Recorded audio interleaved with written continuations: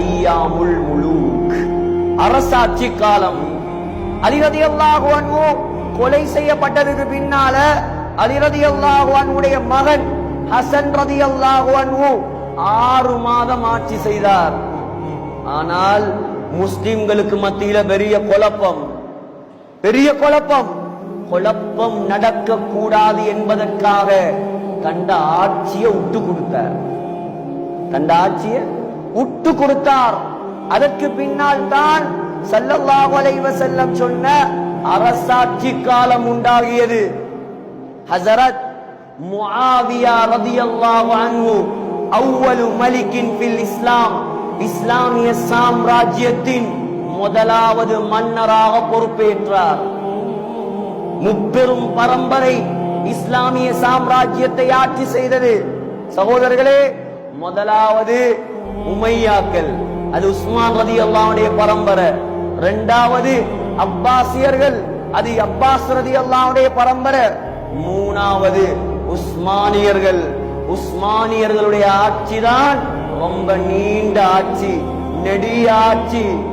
எதுவரைக்கும் என்றால் 1924ஆம் ஆண்டு வரைக்கும் இந்த உலகத்தில் இஸ்லாமிய சாம்ராஜ்யம் நிலையாக இருந்தது. சவுதி, கட்டார், பஹ்ரைன், இந்த நாடெல்லாம் இஸ்லாமிய வலைப்படத்திலே இல்லை. சகோதரர்களே, இன்றைக்கும் மதீனாவுல போய் பாருங்க, ஹரத்துக்கு பக்கத்துல, மதீனா ஹரத்துக்கு பக்கத்திலேயே துருக்கி மஸ்ஜித் என்பதாக ஒரு மஸ்ஜித் இருக்குது. அந்த மஸ்ஜிதுக்கு பக்கத்துல பழைய ரயில்வே ஸ்டேஷன் இருக்கு. அந்த ரயில்வே ஸ்டேஷன் என்ன ரயில்வே ஸ்டேஷன் தெரியுமா? உஸ்மானிய பேரரசு காலத்துல துருக்கியிலிருந்து நேரடியாக மதீனாவுக்கு போடப்பட்ட ட்ரெயினும் இருக்குது, ரயில்வே ஸ்டேஷனும் இருக்குது. ஆனா சேவை நடப்பது கிடையாது. நான் சொன்னேனே, 1924ஆம் ஆண்டு வரைக்கும் இந்த உலகத்தில் இஸ்லாமிய சாம்ராஜ்யத்தின் சென்ட்ரல் கவர்மெண்டாக இருந்தது துருக்கி தான். இன்றைக்கும் காபத்துல்லாவுக்கு பொறுப்பு துருக்கி தான். இன்றைக்கும் காபாவுடைய பரிபாலன பொறுப்பு துருக்கி தான். என்றைக்கு கான்ட்ராக்ட் முடியுமோ அன்றைக்கு துருக்கியுடைய கையில் ஒப்படைக்க வேண்டும். அதுக்காகத்தான் இன்னும் மெல்ல மெல்ல உடைச்சு கட்டி படம் காட்டி கொண்டிருக்கிறார்.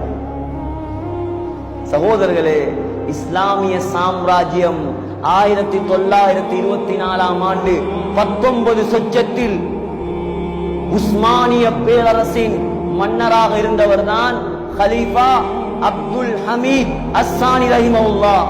இன்னைக்கு போய் பாத்தீங்கன்னா மஸ்ஜிது நபவியில ரவுதாவுல ஸல்லல்லாஹு அலைஹி வஸல்லம் உடைய கபரை சுத்தி கட்டப்பட்டிருக்கும் அந்த தங்க கலர் கேட், அதுக்கு முன்னால உஸ்மான் ரலியல்லாஹு அன்ஹுடைய மிஹ்ராப், அதுக்கு மேல இருக்கக்கூடிய எல்லா டிசைனும் துருக்கி ஆட்சியில் அடிச்சது. இன்றைக்கு நேற்று அடிச்சதல்ல, அது கிட்டத்தட்ட 100 வருடங்களுக்கு முன்னால் செய்யப்பட்ட வேலைப்பாடுகள். 150 வருடங்களுக்கு முன்னால். சகோதரர்களே, உஸ்மான் ரலியல்லாஹு அன்ஹுடைய ஆட்சி அது எப்படி பிரச்சனையாக முடிந்ததோ அதே போல 1919ஆம் ஆண்டு இஸ்லாமிய சாம்ராஜ்யத்தை அப்துல் ஹமீத் ஆட்சி செய்து கொண்டிருக்கிறார். யூதன் வந்தார். யூதர்களுடைய ஒரு கூட்டம் வந்து கேட்டாங்க, எங்களுக்கு பலஸ்தீன்ல வாழ்றதுக்கு அனுமதி தாங்கன்னு கேட்டாங்க. எங்களுக்கு பலஸ்தீன்ல வாழ்றதுக்கு அனுமதி தாங்க. யூதனை பத்தி தான் அப்துல் ஹமீதுக்கு நல்லா தெரியும். சொன்னார், இந்த உடம்புல ஒரு ரோமத்தில் உயிர் இருக்கும் வரைக்கும் உங்களுக்கு பலஸ்தீன்ல வாழ்றதுக்கு நான் அனுமதி தர மாட்டேன். யூதன் சதிகாரன் தானே, யூதன் சதிகாரன்.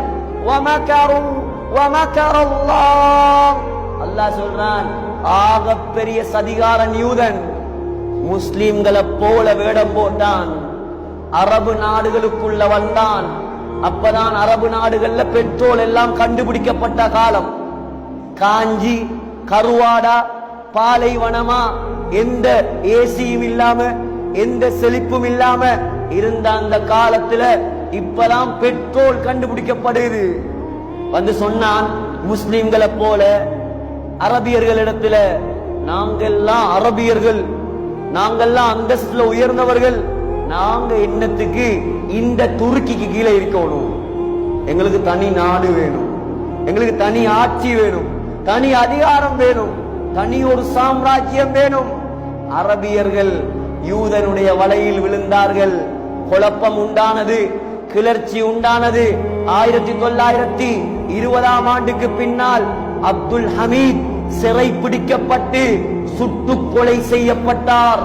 சகோதரர்களே, 1924ஆம் ஆண்டோடு இந்த இஸ்லாமிய சாம்ராஜ்யத்தை சின்ன பின்னமாக்கி கூறு போட்டார்கள். யூதன் வெற்றி கண்டான். அதுக்கு பின்னால்தான் உலகத்திலேயே மிகப்பெரிய நாடாக இருந்த Russia, Tajikistan, Uzbekistan, Kazakhstan, Turkmenistan இப்படி பல நாடுகளாக உடைந்தது. இமாம் புகாரி, இமாம் திர்மிதி போன்ற மிகப்பெரிய இமாம்கள் வாழ்ந்த சமர்கந்த் என்ற ஊரில் ஆயிரக்கணக்கான உலமாக்கள் கொலை செய்யப்பட்டார்கள். மூணாவது காலம் முடிவுக்கு வந்தது. சகோதரர்களே, 4வது காலம்தான். 4வது காலம் ஸல்லல்லாஹு அலைஹி வஸல்லம் சொன்ன காலம் ஐயாமுல் ஃபிதன், குழப்ப காலம். குழப்ப காலம் என்றாங்க. சகோதரர்களே, அதுதான் நாங்க வாழக்கூடிய இந்த காலம். எந்த சந்தேகமும் இல்ல, எந்த சந்தேகமும் இல்ல. சொன்னாங்க, அல் காபிது அலா தீனி கல் காபிது அலா ஜம்ரத்தின் மினன் நார். இந்த காலம் எவ்வளவு பயங்கரமான காலம் தெரியுமா? ஒரு மனிதன் தன்னுடைய ஈமானை பாதுகாப்பது உள்ளங்கையில் நெருப்பு தணலை வைப்பதை விட கஷ்டமான காலம். பாதிரு பில்லாஹி ஃபிதனன் ககிதாயில் லைலில் முக்ரிம்.